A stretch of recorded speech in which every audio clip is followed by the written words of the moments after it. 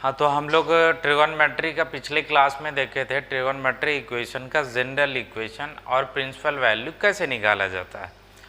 आज हम लोग देखेंगे एनसीईआरटी एक्सरसाइज 3.4 का क्वेश्चन देखेंगे, और पिछला जो भी हम लोग जनरल इक्वेशन पढ़े हैं उसको हम लोग पहले लिख लेते हैं ताकि क्वेश्चन बनाने में आसानी हो। तो पहला देखे थे कि साइन एक्स इक्वल टू अगर साइन वाई है तो हमारा जनरल इक्वेशन क्या होगा, x equal to n pi plus minus 1 का पावर n और इंटू बाई था।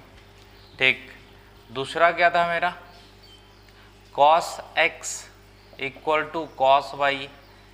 इसका क्या मेरा जनरल इक्वेशन था, x equal to 2n pi plus minus y. अगर क्वेश्चन हमारा कुछ इस फॉर्म में आएगा, sine x equal to sign by, तो फिर हम बाई वहाँ से फाइंड करेंगे और सीधे इस जनरल इक्वेशन में रख देंगे। ठीक, और कॉस एक्स इक्वल टू अगर कॉस बाई रहेगा तो यहाँ से भी बाई फाइंड आउट करेंगे और जनरल इक्वेशन में रख देंगे। थर्ड क्या है, थर्ड हम पढ़े थे tan x equal to tan y. इसका क्या पढ़े थे, x equal to n pi और प्लस बाई। ठीक है, ये तीन अपन लोग पढ़े थे। क्या पढ़े थे, जनरल इक्वेशन,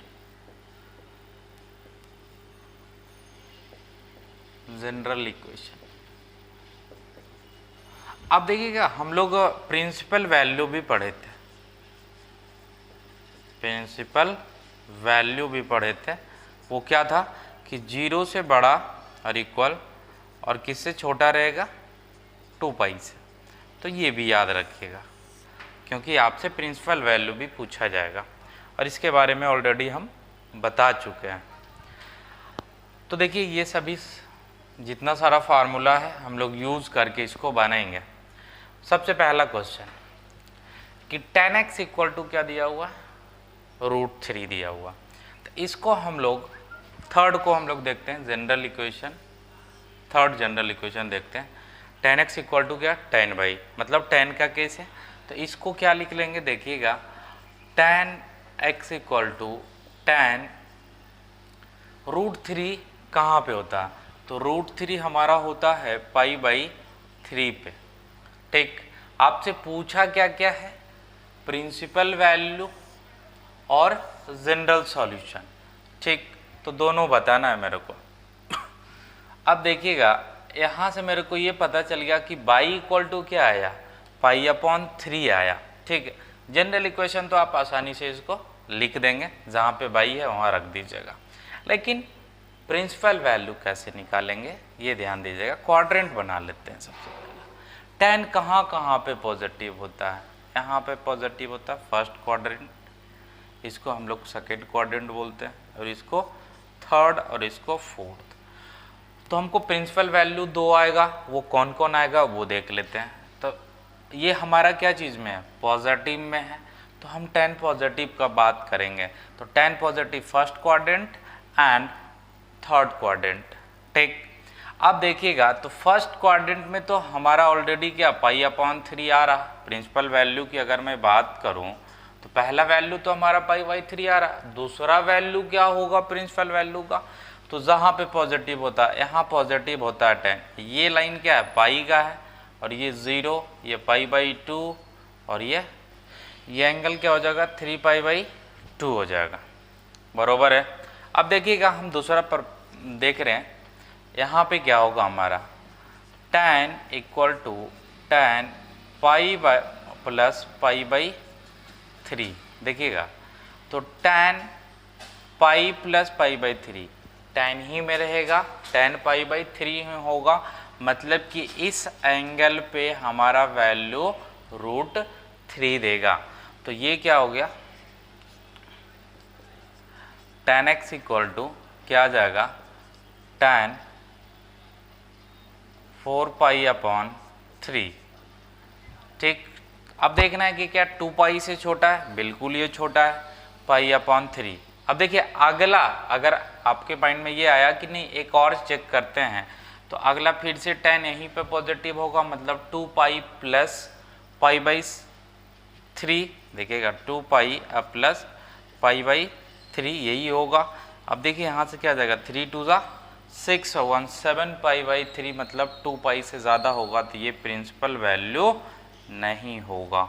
याद रखिएगा ये प्रिंसिपल वैल्यू नहीं होगा, 2 पाई से छोटा होना चाहिए, 2 पाई से छोटा होना चाहिए। अब देखिएगा तो मेरे को क्या पता चल गया, इसको मिटा देते हैं।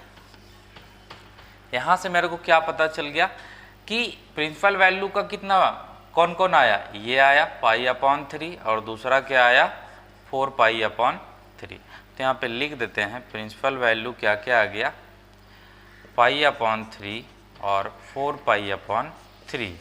अब देखिए जनरल इक्वेशन बोले ही, जनरल इक्वेशन इसका क्या हो जाएगा, बाई इक्वल टू क्या हो जाएगा, y equal to pi upon 3। Compare कीजिए इस इक्वेशन को थर्ड वाले इक्वेशन से, तो बाई इक्वल टू क्या हो गया पाई अपॉन 3, तो x इक्वल टू क्या हो जाएगा, हमारा क्या जनरल इक्वेशन है n पाई और प्लस बाई, बाई के जगह क्या आ गया पाई अपॉन 3 आ गया, जहाँ पे n क्या है इंटीजर है। यही हमारा क्या हो गया जनरल सॉल्यूशन, इसको बोल दिए जनरल सॉल्यूशन और इसको प्रिंसिपल वैल्यू बोल दिया। ठीक, तो ये आपसे बन गया। अब हम लोग सेकंड देखेंगे। ठीक, सेकंड हम क्या बताएं, सेकंड क्या था हमारा question, sec x equal to 2, sec x equal to 2, sec x equal to 2। तो देखिएगा sec x का तो हम कोई भी जनरल सॉल्यूशन नहीं पढ़े, लेकिन हाँ इतना जानते हैं कि sec x किसका उल्टा होता है, तो sec x किसका उल्टा होता है, cos x का होता है। तो यहाँ पे भी अपन लोग चेंज कर सकते हैं कि ये क्या हो जाएगा cos x हो जाएगा, तो cos x इक्वल टू क्या हो जाएगा, देखिएगा 1/2 हो जाएगा। ध्यान दीजिए रिवर्स कर दिए, क्योंकि sec x किसका रेसिप्रोकल होता है, cos x का रेसिप्रोकल होता है। अब इसको भी उसी तरीके से चेंज कर लेते हैं, cos x equal to cos, कौन सा एंगल के लिए कौन सा एंगल के लिए 1/2 होता है, तो ये होता है π/3 के लिए। देखिए बाई आपको पता चल गया, कंपेयर कीजिए दूसरा जनरल इक्वेशन से, cos x equal to cos y, y का वैल्यू आपको पता चल गया। अच्छा बाई का वैल्यू पता चल गया तो आप जनरल इक्वेशन में सिर्फ बाई का वैल्यू रख दीजिएगा। अब देखिए प्रिंसिपल वैल्यू की बात अगर करें तो पहले क्वाड्रेंट बना लेते हैं। कॉस कहाँ कहाँ पे पॉजिटिव होगा, यहाँ पे कॉस, क्योंकि ये वैल्यू पॉजिटिव में है इसीलिए पॉजिटिव की बात कर रहे हैं, तो कॉस फर्स्ट क्वाड्रेंट में पॉजिटिव होता है और फोर्थ क्वाड्रेंट में पॉजिटिव होता है। अब देखिएगा तो पहला प्रिंसिपल वैल्यू तो मेरे को पता चल गया कि π/3 होगा, दूसरा प्रिंसिपल वैल्यू कैसे पता करेंगे, तो देखिए ये 2 पाई है और ये पाई है, तो cos x equal to cos 2 pi minus π/3। देखिए यहाँ से आप कंफ्यूज मत कीजिएगा कि क्या हम यहाँ से भी तो इसमें आ सकते थे, 3π/2 प्लस करके भी तो इसमें आ सकते थे, तो क्यों नहीं आए वो बता देते हैं। क्योंकि ट्रिगोनोमेट्री रेशियो 2 पाई और पाई मतलब हॉरिजॉन्टल लाइन पे चेंज नहीं करता है, और इसलिए हम लोग ऐसा लिए। अगर इस पे लेते तो ये कॉस का साइन में हो जाता, अगर वर्टिकल लाइन वाला ये 3π/2 अगर लेते 3π/2 प्लस π/3 तो फिर हमारा कॉस साइन में बदल जाता, इसलिए हम लोग ये लाइन को नहीं लिए और इसको ट्रांसफॉर्म नहीं किए। ठीक है, तो आप समझ गए होंगे कि क्यों हम यही दोनों को ले रहे हैं, क्योंकि हमारा कॉस का कॉस में ही रहे। तो अब जानते हैं कि cos 2 पाई माइनस थीटा क्या होता है, cos थीटा ही होता है, और थीटा की जगह क्या है π/3, मतलब कि इस एंगल पे भी वैल्यू हमारा क्या आएगा 2 ही आएगा। तो प्रिंसिपल वैल्यू क्या क्या पता चल गया। देखिए और ये हमारा क्या है, पहले इसको देख लेते हैं, cos क्या आ जाएगा 3 2 6 5 π/3, 2 पाई से क्या है छोटा है, तो हमारा प्रिंसिपल वैल्यू क्या हो जाएगा, देखिएगा π/3 और 5 π/3 हो जाएगा। अब जनरल सॉल्यूशन क्या होगा, तो जनरल सॉल्यूशन देखिए यहाँ से देख रहे हैं ये वाला, कंपेयर कीजिए cos x equal to cos y, y equal to क्या हो गया π/3। ठीक, जब बाई इक्वल टू π/3 हो गया तो x इक्वल टू क्या हो जाएगा, देखिए हम लोग इक्वेशन देखते हैं 2n पाई और प्लस माइनस बाई की जगह क्या है, पाई बाई 3 है। ठीक, ये हमारा क्या हो गया, यहाँ पे लिख लीजिएगा n बिलोंग्स टू इंटीजर। ये हमारा आ गया जनरल सॉल्यूशन और ये ऊपर वाला हमारा आ गया प्रिंसिपल वैल्यू। यही दोनों क्वेश्चन में पूछा है। ठीक, तो आप समझ गए कि जिसका हम लोग जनरल सॉल्यूशन नहीं पढ़े हैं तो ध्यान दीजिएगा कि उसको आप रेसिप्रोकल करके चेंज कर दीजिएगा कि उसका रेसिप्रोकल कौन होता है और उसके बाद बनाइएगा तो बन जाएगा। ठीक, अब अपन लोग माइनस का केस ले लेते हैं। जैसे third question cot x equal to क्या है, -√3 है। अब देखिएगा थर्ड को अपन लोग बनाते हैं। थर्ड क्या है हम लोग का, cot x इक्वल टू -√3। अब देखिए कि आप चाहें तो यहाँ चेंज कर सकते हैं क्योंकि cot का तो जनरल सॉल्यूशन पढ़े नहीं है, तो इसको क्या चीज़ में चेंज कर दें, tan में। तो देखिएगा tan क्या हो जाएगा, tan x इक्वल टू -1/√3 हो जाएगा क्योंकि cot का उल्टा क्या होता है, tan होता है, और इसका उल्टा क्या हो जाएगा, -1/√3 हो जाएगा। अब देखिए इसको हम लोग फिर से स्टैंडर्ड फॉर्म में कन्वर्ट कर लेते हैं। थर्ड वाला हमारा जो general solution tan x equal to tan y है, तो देखिएगा tan x। अब देखिए, अब ध्यान दीजिएगा कि ये माइनस में है, ठीक है, तो हम कैसे इसको कन्वर्ट करेंगे वो आपको समझा रहे हैं। पहले तो लिख देते हैं कि ये होता है किस पे, √1/√3, तो 30 डिग्री पे होता है। tan 30 का वैल्यू होता है tan 30 का वैल्यू होता है 1/√3 और tan 30 को क्या लिखते हैं, π/6 लिखते हैं। ठीक, अब देखते हैं क्वाड्रेंट बनाते हैं। पहले इस माइनस को कन्वर्ट करना है, इस माइनस को हटाना है, उसके बाद प्रिंसिपल वैल्यू देखेंगे। tan कहाँ पे निगेटिव होता है, तो tan एक यहाँ पे निगेटिव होता है और यहाँ पे निगेटिव की बात कर रहे हैं, पॉजिटिव की बात नहीं कर रहे हैं क्योंकि यहाँ निगेटिव केस आ गया है। तो देखिएगा हम इसको क्या लिख सकते हैं कि tan x equal to tan π/6 ये लिख सकते हैं। ध्यान से देखिएगा, पाई का ये है और ये 2π है।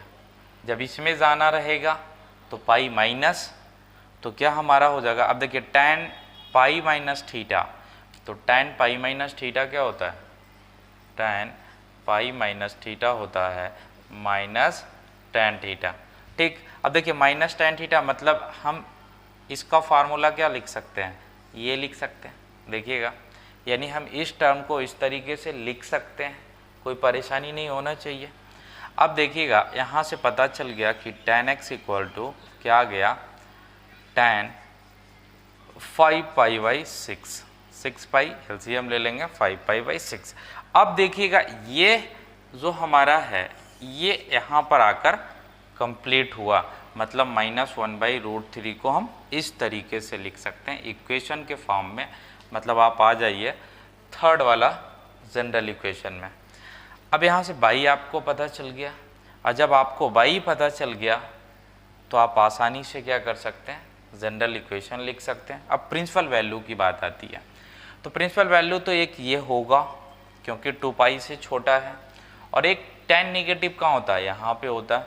तो देखिए यहाँ पे होता है तो हम क्या कर लेंगे, tan x, और इसका प्रिंसिपल वैल्यू क्या हो सकता है, tan 2π और माइनस क्या हो जाएगा, जो भी लेना चाहें आप, ये π/6 भी ले सकते हैं, π/6 क्या आ जाएगा हमारा, tan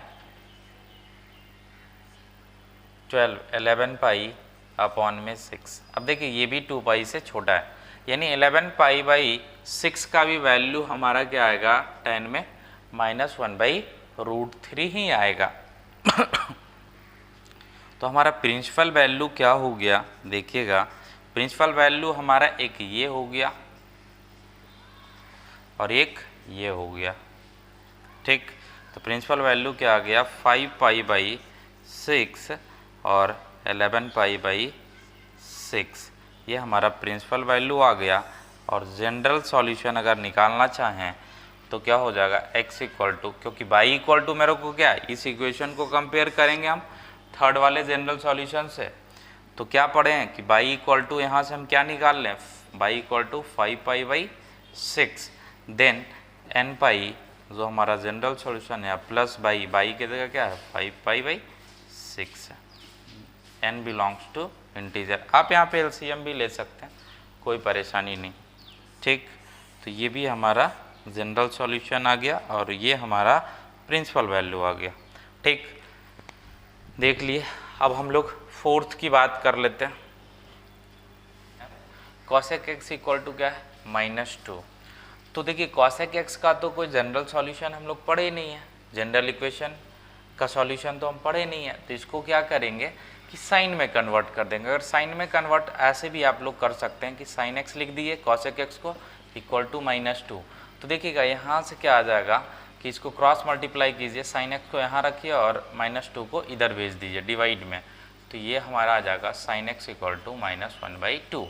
मतलब यही हम लोग डायरेक्टली लिख रहे थे अभी तक, कॉट एक्स था तो 1/, में सभी को कर दे रहे थे, तो ये आ गया। अब देखिए इसको हम लोग कैसे कन्वर्ट करते, पहले स्टैंडर्ड फॉर्म में कन्वर्ट कर देते हैं, मतलब फर्स्ट वाला जनरल सॉल्यूशन के जैसा।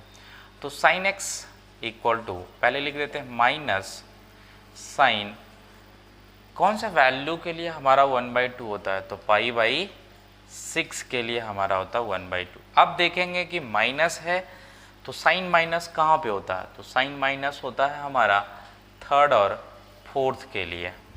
माइनस की बात कर रहे हैं, ध्यान दीजिएगा, किस पे होता है, थर्ड और फोर्थ के लिए।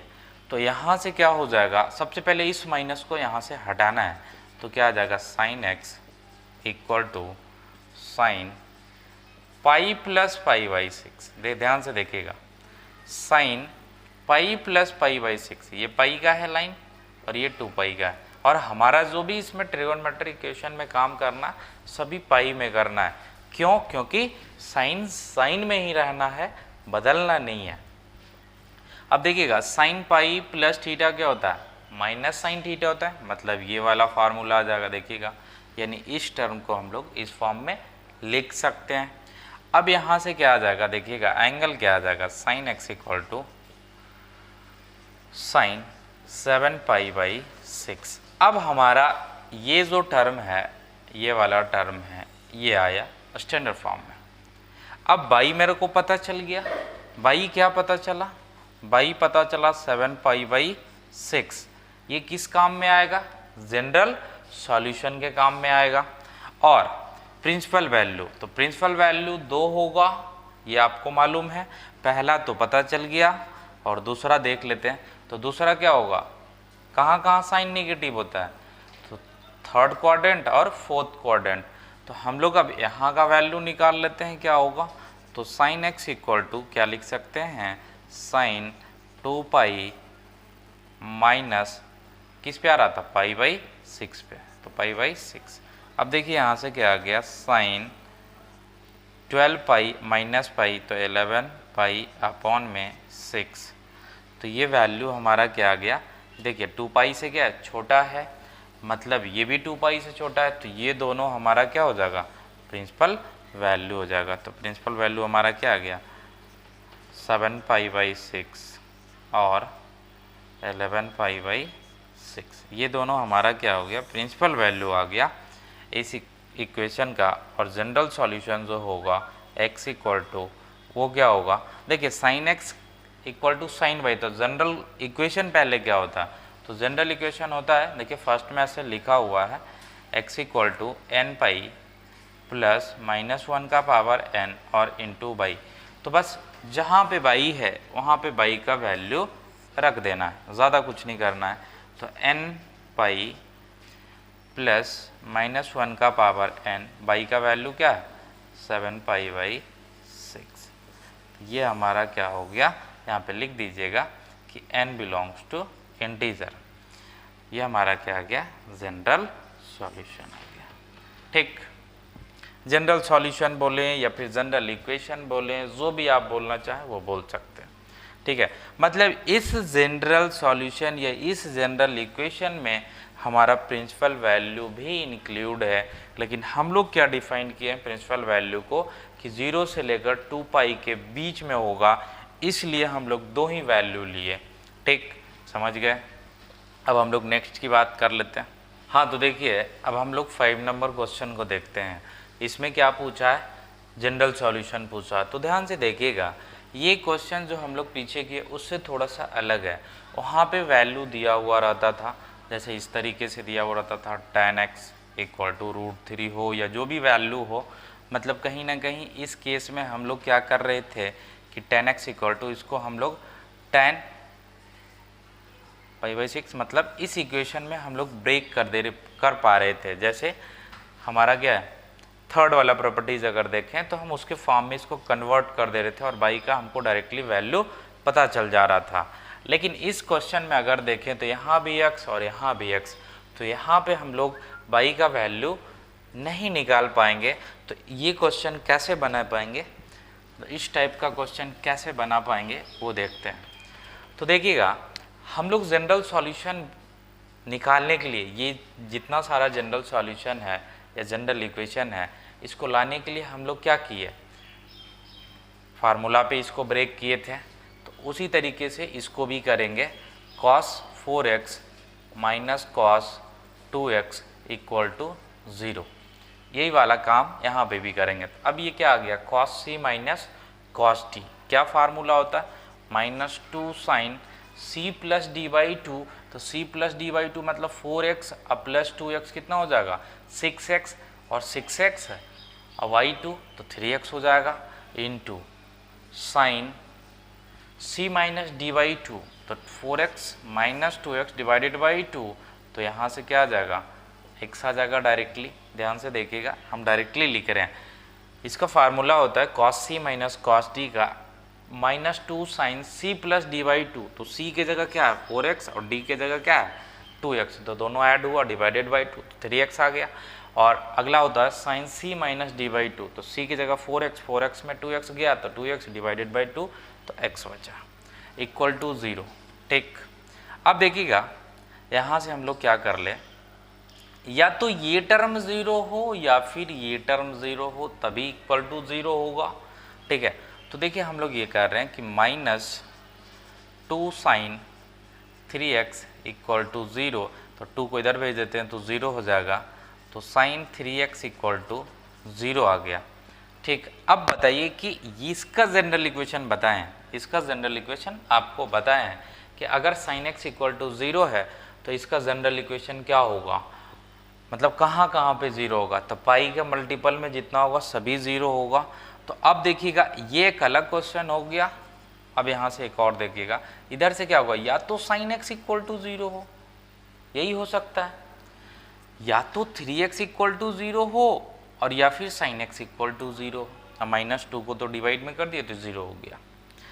अब देखिएगा यहाँ से हम लोग क्या करते हैं कि यहाँ से हम लोग जनरल इक्वेशन निकाल लेंगे। ऐसे लिखते हैं कि 3x = क्या होना चाहिए, n π होना चाहिए।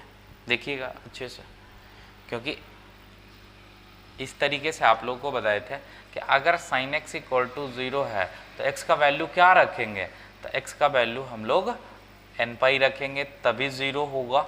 साइन का कोई भी n का कोई भी वैल्यू के लिए हमारा ये टर्म 0 होगा। जनरल इक्वेशन ये है, मतलब जनरल सॉल्यूशन के लिए जनरल एंगल हो गया, ये बोल सकते हैं कि ये n π क्या है, जनरल एंगल है, इस एंगल पे हमेशा साइन 0 होगा। तो उसी तरीके से यहाँ भी देखेंगे कि यहाँ 3x है तो 3x = n π, वहाँ x था तो x = n π, तो यहाँ 3x = n π, तो x = यहाँ से क्या आ गया n π/3। ठीक, और मैं देखिएगा इधर क्या आ जाएगा x = n π। देखिए ये तो हमारा क्या आया, जनरल सॉल्यूशन ही आया ना, जनरल इक्वेशन ही आया। ठीक, एक ये हमारा आया और एक ये आया। ठीक, तो यही दोनों हमारा क्या हो जाएगा, जनरल सॉल्यूशन हो जाएगा। ठीक है, अब हम लोग 6 नंबर क्वेश्चन देखते हैं। हाँ, तो अब हम लोग देखते हैं क्वेश्चन नंबर 6 और क्वेश्चन नंबर 7, इसमें हम आप लोगों को हिंट दे देते हैं, इसको आप बनाइएगा, ये आसान है। तो देखिएगा इसका भी क्या पूछा है, जनरल इक्वेशन यानी जनरल सॉल्यूशन पूछा है, कैसे निकालेंगे। देखिए सबसे पहले ये दोनों को क्या कर लेंगे, cos c plus cos d पे ब्रेक कर देंगे। तो जब cos c plus cos d पे ब्रेक करेंगे तो हमारा cos 2x कॉमन आएगा। देखिए जैसे कि बात करें क्या आ जाएगा, 2 cos c plus D by 2 मतलब 2x आ जाएगा और इंटू cos x आ जाएगा और माइनस cos 2x आ जाएगा। ध्यान से देखिएगा ये आएगा। अब यहाँ से क्या आएगा, देखिए cos 2x क्या है, कॉमन है, तो क्या आ जाएगा cos x, 2 cos x और माइनस 1 इक्वल टू 0। या तो cos 2x इक्वल टू 0 हो, एक हमारा ये आ जाएगा और दूसरा क्या आ जाएगा 2 cos x minus 1 equal to 0।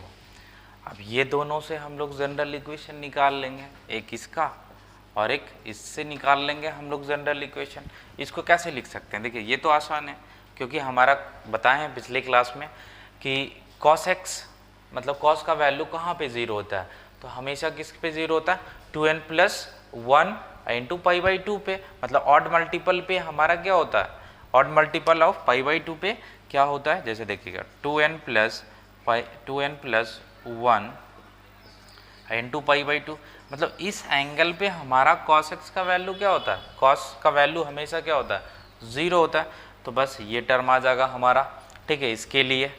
और देखिए इक्वल टू, यहाँ पे इक्वल टू में क्या आएगा, यहाँ x की जगह क्या है 2x है, तो यहाँ 2x इक्वल टू ये आ जाएगा, x इक्वल टू डिवाइड कर दीजिएगा।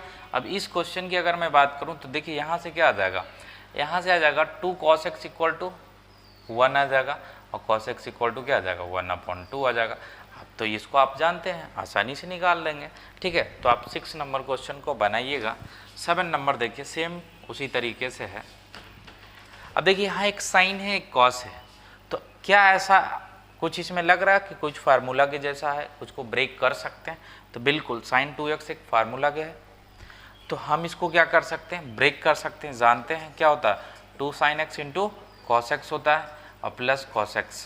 तो देखिए यहाँ भी cos x कॉमन आ गया, फिर cos x को कॉमन लेकर क्या करेंगे 2 sin x और प्लस 1 इक्वल टू 0, यहाँ से भी 2 आएगा, cos x इक्वल टू 0 और दूसरा 2 sin x plus 1 equal to 0, यहाँ से आप निकाल लेंगे जनरल सॉल्यूशन, ठीक है। तो ये 6 7 आप लोग बनाइएगा, हम लोग 8 आपको बता देते हैं। देखिए 8 में क्या करना है, 8 भी जनरल सॉल्यूशन ही बताना है। अब देखिए यहाँ भी क्या है, एक tan का है टर्म और एक क्या है sec का टर्म है। तो हम लोगों का सबसे पहला क्या काम करना रहता है कि सभी को एक में कन्वर्ट करना है और उसके बाद जो हम लोग जनरल सॉल्यूशन पढ़े हैं, जनरल इक्वेशन जो पढ़े हैं उसी के टर्म में चाहिए। तो जैसे सेक में तो पढ़े नहीं है, tan में पढ़े, तो चलो ठीक है tan तो है इसमें, यानी इस सेक को भी हमको क्या चीज़ में कन्वर्ट करना है, tan में ही कन्वर्ट करना है। तो देखिए क्या होता है फार्मूला आप जानते होंगे, सेक स्क्वायर थीटा का 1 प्लस tan स्क्वायर थीटा होता है, तो उसी पे हम लोग ब्रेक कर देते हैं। तो ये क्या हो जाएगा 1 प्लस tan स्क्वायर 2x हो जाएगा equal to 1 minus tan 2x हो जाएगा। ध्यान से देखिएगा दोनों tan में आ गया, ठीक। अब क्या करेंगे, अब यहाँ से हम लोग इस tan को इधर ले आते हैं, ठीक है, इस tan को इधर ले आते हैं, तो क्या आ जाएगा tan स्क्वायर 2x और प्लस tan 2x और ये 1 प्लस यहाँ पे है और ये इधर आएगा तो माइनस में हो जाएगा, यानी कि tan स्क्वायर 2x और plus tan x equal to 0। तो यहाँ से हम tan 2x होगा, tan 2x कॉमन ले लेंगे तो क्या आ जाएगा, देखिएगा tan 2x प्लस 1 आ जाएगा। ध्यान से देखिएगा यहाँ 2 था तो 1 बचा और यहाँ 1 था तो 1 बचा इक्वल टू 0। ये आप समझ गए होंगे, कॉमन लिए हैं यहाँ पे। अब देखिए क्या आ जाएगा, ये टर्म या तो 0 हो या फिर ये टर्म 0 हो, तो क्या आ जाएगा tan 2x इक्वल टू 0, और दूसरा क्या आ जाएगा tan 2x plus 1 equal to 0 हो जाएगा। अब दोनों से हम लोग जनरल सॉल्यूशन निकाल लेंगे। अब देखिएगा tan का कौन सा एंगल के लिए वैल्यू 0 होता है, ठीक है, tan का कौन सा एंगल के लिए वैल्यू हमारा क्या होगा 0 होगा। तो देखिएगा tan 0 कहाँ पे होता है, tan 0 कहाँ पे होता है, तो tan 0 0, ठीक, tan पाई पे भी क्या होगा 0, क्योंकि देखिएगा tan थीटा क्या होता है, tan थीटा होता है साइन थीटा अपॉन में cos थीटा होता है। तो सिंपल सी बात है कि साइन थीटा जहाँ जहाँ 0 होगा वहाँ वहाँ tan भी 0 होगा। तो साइन थीटा कहाँ कहाँ पे 0 होता है, तो n पाई के लिए साइन क्या होता है 0 होता है, तो हमारा tan भी क्या होगा n पाई के लिए 0 होगा। तो यहाँ से क्या आ जाएगा, देखिएगा यहाँ पे 2x है, अगर x होता तो x इक्वल टू एन पाई लिखते हैं, और यहाँ एंगल में 2x है तो 2x इक्वल टू एन पाई के लिए हमारा tan x हमेशा क्या होगा 0 होगा। अब यहाँ से x इक्वल टू क्या हो जाएगा एन पाई अपॉन में 2 आ जाएगा, ठीक, समझ गए ये वाला। अब देखते हैं इधर ये कैसे होगा। अब देखिए इसको क्या लिखेंगे, tan 2x इक्वल टू क्या आ जाएगा -1 आ जाएगा। अब देखिएगा tan का वैल्यू 1 कहाँ पे होता है, ये सब ध्यान देना है, और वो भी माइनस में। तो देखिए ये है tan 1 होता पहले कहाँ, पहले इसको कन्वर्ट कर लेते हैं, tan 2x equal to minus of tan π/4 लिख लेते हैं, ठीक। अब देखेंगे कि tan हमारा सबसे पहले कहाँ पे माइनस होता है, तो tan हमारा माइनस यहाँ पे होता है, ठीक, और कहाँ पे होता है यहाँ पे होता है। तो पहले इसको कन्वर्ट कर लेते हैं, क्या आ जाएगा tan 2x equal to tan pi minus π/4, तो क्या आ गया 3π/4, यानी क्योंकि देखिएगा tan पाई माइनस थीटा क्या होता है माइनस tan थीटा होता है, और थीटा की जगह π/4 है, यानी इस टर्म को हम ऐसे लिख सकते हैं। अब जनरल सॉल्यूशन क्या है, पहले लिख लेते हैं, tan 2x इक्वल टू क्या आ जाएगा tan 3π/4 हो जाएगा। बाई का वैल्यू मेरे को पता चल गया, इक्वेशन क्या होता था देखिएगा tan x equal to tan y, तो x equal to n pi plus y. देखो बाई का वैल्यू मेरे को पता चल गया, यही क्या है बाई है, और x इक्वल टू, जब यहाँ पे x था तो x इक्वल टू लिखते थे, अगर यहाँ पे 2x है तो 2x इक्वल टू वो जनरल इक्वेशन आ जाएगा, तो 2x इक्वल टू एन पाई, ठीक, 2x इक्वल टू एन पाई अब प्लस 3π/4। अब देखिएगा x इक्वल टू अगर अब हम निकालें यहाँ तो सभी में क्या हो जाएगा डिवाइड हो जाएगा, ठीक है, सभी में क्या होगा डिवाइड हो जाएगा, यहाँ भी 2 आ जाएगा और यहाँ भी 2 मल्टीप्लाई हो जाएगा, तो कितना हो जाएगा 8 हो जाएगा। तो यही हमारा क्या आ गया जनरल इक्वेशन बोले या फिर जनरल सॉल्यूशन बोले, ठीक। तो सभी में यहाँ पे लिख लीजिएगा n बिलोंग्स टू क्या इंटीजर, जहाँ जहाँ भी अगर छूट गया हो तो वहाँ पे आप लिख लीजिएगा n बिलोंग्स टू इंटीजर, ठीक है ना।